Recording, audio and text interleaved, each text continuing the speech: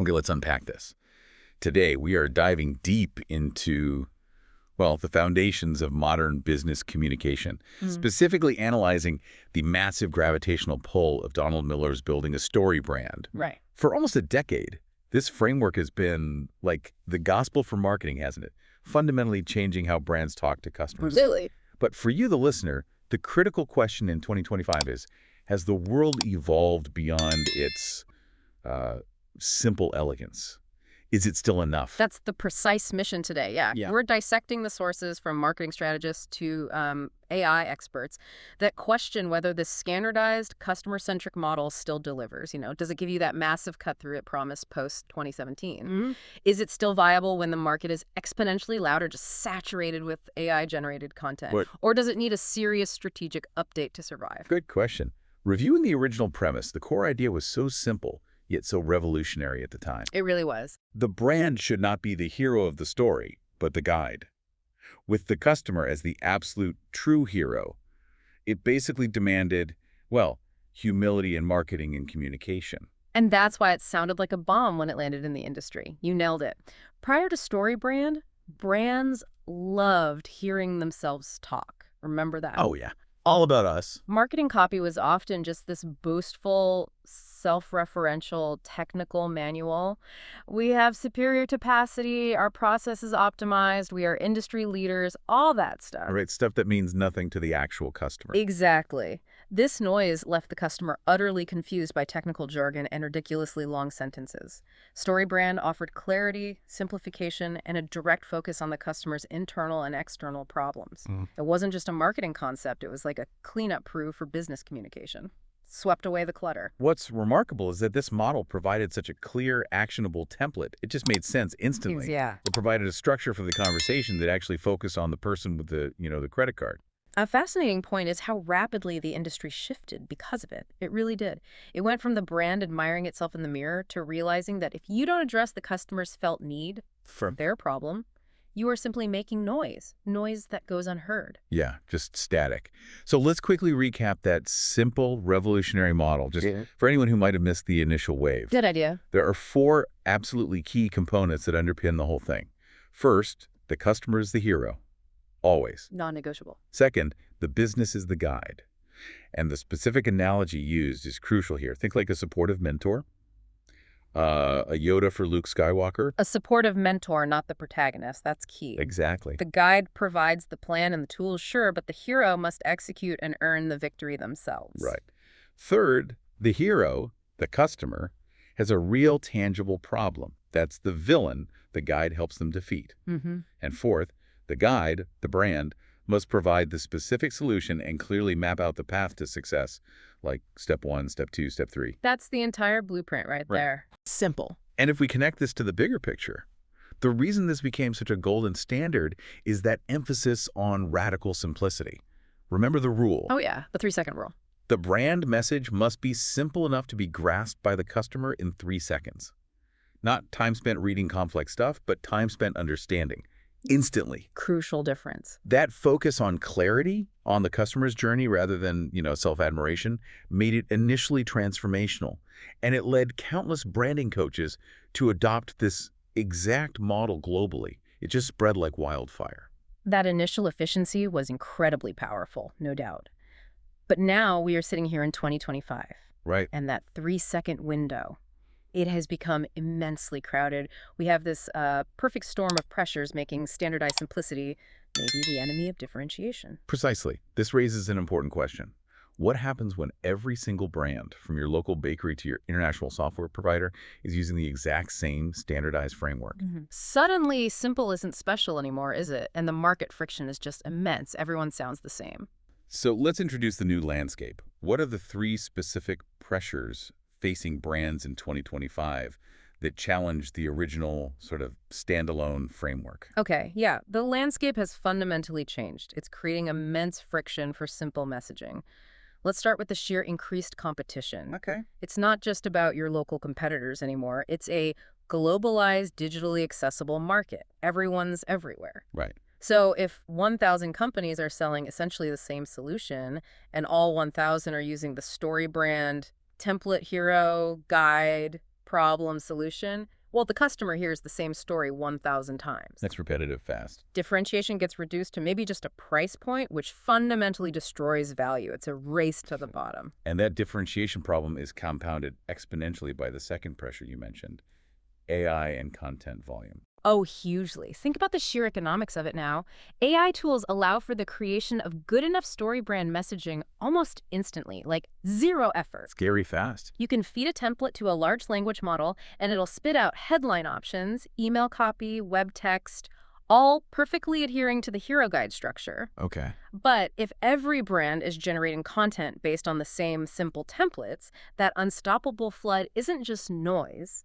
It's a sea of perfect structural mediocrity. Ouch. Mediocrity. Standardization is now, ironically, the enemy of cutting through the noise it was meant to solve. So if the quality is homogenized by AI, volume becomes the only factor anyone can control. And that leads directly to the third and maybe most debilitating pressure, customer overload. Yeah, this one's huge. The sources are really clear on this. Customers are suffering from cognitive exhaustion. Just fried. I feel it. Notifications buzzing, personalized ads that are often way too accurate and therefore kind of creepy. Email marketing flows. You, the listener, are being bombarded by hundreds of brand messages daily. It's relentless. The customer, the hero in our story, is simply too tired to engage with even a 3-second message unless it is absolutely, urgently relevant and different.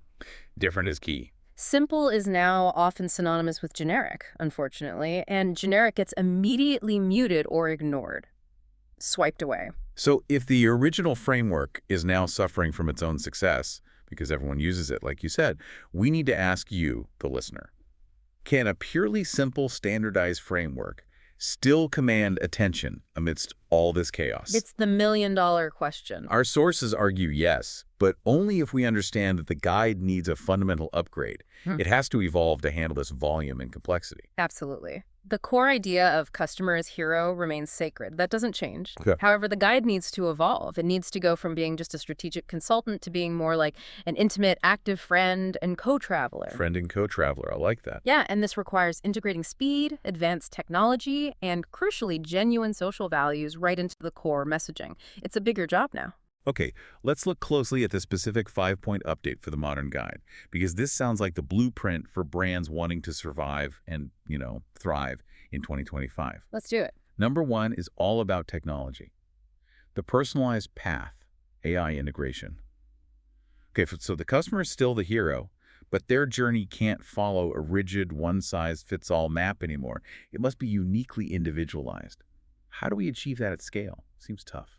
Well, this is where we shift from AI just generating generic StoryBrand content like we talked about to AI optimizing the actual customer experience. It's a smarter use of the tech. Okay, how?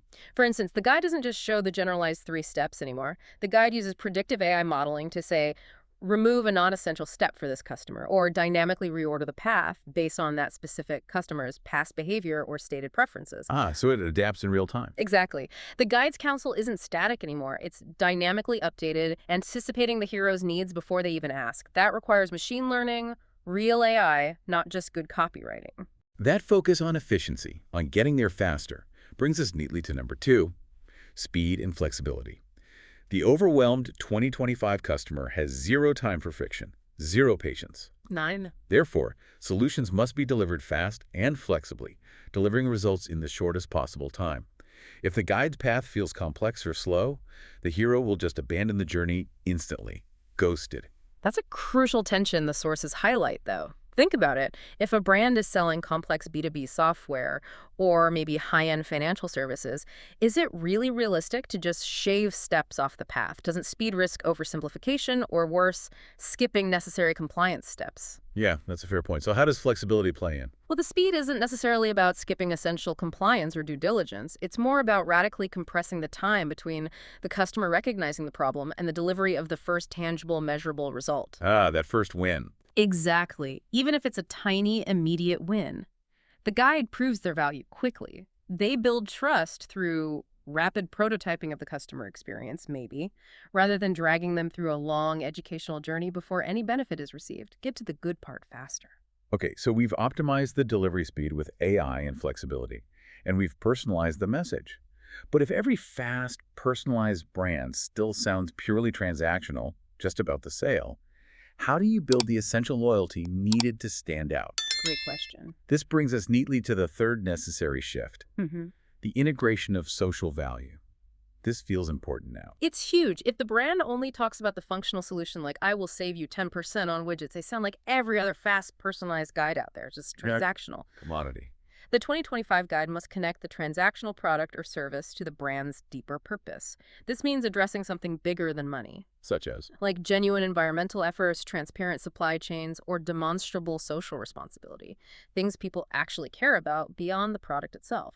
So the guide needs to connect the hero's transformation not just to their personal success, but maybe to a shared ethical goal. Precisely. Customers are actively seeking values and trust alongside the core solution. They want to feel good about who they buy from. Differentiation now depends heavily on that shared ethical ground and, crucially, observable commitment. You have to walk the walk. Walk the walk. What's fascinating here is that a failure to demonstrate this connection, or worse, if the brand just kind of whispers about its values but doesn't live them, means instant dismissal by a skeptical audience, regardless of how simple or fast your messaging is. Trust collapses. Okay, makes sense. Done. Moving to the chaotic communications environment we talked about, point 4 acknowledges the fragmented nature of attention. Multi-channel communication. Yeah. Your messaging can't just be a static document anymore, right? Absolutely not. It must be completely redesigned for each channel. You can't just copy-paste. So the 3-second rule still applies, but it looks different everywhere. Exactly. 3 seconds on a rapidly scrolling TikTok video looks vastly different than 3 seconds on a LinkedIn article header or an email subject line. The modern guide knows that the hero is living in dozens of communication environments simultaneously. They're flicking between apps constantly. All day long. This means tailoring the message structure using sound and rapid visuals for short-form video, maybe more professional context for LinkedIn, and extreme brevity for email subject lines, while still retaining that core StoryBrand narrative arc. So same story, different outfit for each platform. Perfect analogy. The content needs to be molded precisely to the platform's expectations, or it will just be ignored as irrelevant noise. Doesn't fit in. And finally, point 5, which ties a lot of this together. Digital trust. Social proof. That fragmentation and the sheer volume of AI content has led to intense customer skepticism, as you said. Yeah, and this point addresses why trust has eroded so severely. It's logical, really. If AI can mimic human communication almost perfectly. Which it's getting close to doing. And if every brand claims to be the supportive guide, the customer's default stance is naturally disbelief. Prove it. Okay. Therefore, digital trust is absolutely crucial. Transparency is key, obviously, but it must be backed by verified social proof. Real proof. So not just testimonials on your own website. We're moving past generic testimonials, yeah. We need integrated, maybe third-party ratings, clear data sharing practices, verifiable success metrics, things that show the hero's transformation journey happened for real customers. Hard evidence. Right. The brand can talk all day long, but customers trust other customers, especially when that verification is provided by independent mechanisms they already trust. Okay, so analyzing the entire shift here. Yeah. The core idea of focusing on the customer still works brilliantly. Yeah. That's the bedrock. Still a foundation. But the style of delivery and the scope of the brand's interaction must adapt to these new digital and social realities we've discussed. The brand is no longer just a strategic guide on a static map.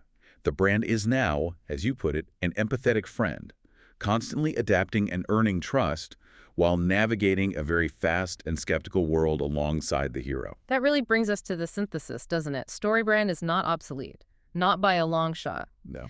It remains an excellent core tool. Think of it like an engine that just needs to harmonize its output with the times and the technology available now.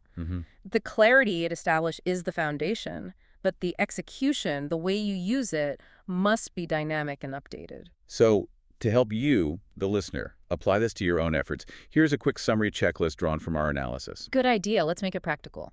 Ask yourself these 3 critical questions. First, is my core message still radically simple? Did I keep that part? Foundational. Second, is the customer unequivocally the main hero of the story? Am I still focused on them? Check that box. And third, crucially, have I leveraged modern tools like AI, personalization, multi-channel video marketing, and verified social proof to deliver that simple message faster and more credibly than before? That's the 2025 upgrade checklist right there. Yeah. The underlying principle remains, though. If the core idea is sound, better results come not from ditching the concept entirely, but from updating the style and mechanism of delivery. You have to be a faster, wiser, more empathetic, and yes, more ethical guide now. A taller order, but necessary. Correct. Okay, here's where it gets really interesting, maybe a bit challenging. And that leads to our final provocative thought for you to consider as you mull over this deep dive. Lay it on us. If speed and flexibility are now absolutely paramount in the 2025 marketing environment, what is one element of the path to success you currently outline for your customers? Okay. Maybe a mandatory form, a multi-step onboarding process, a consultation call perhaps? Yeah. What's one thing that could potentially be removed entirely to deliver that first tangible result faster? Ooh, that's a tough one. Cutting something out. Yeah. Think about the risk-reward trade-off of that simplification. Could you accelerate that first win by removing a step, even if it feels a bit risky? Something to chew on.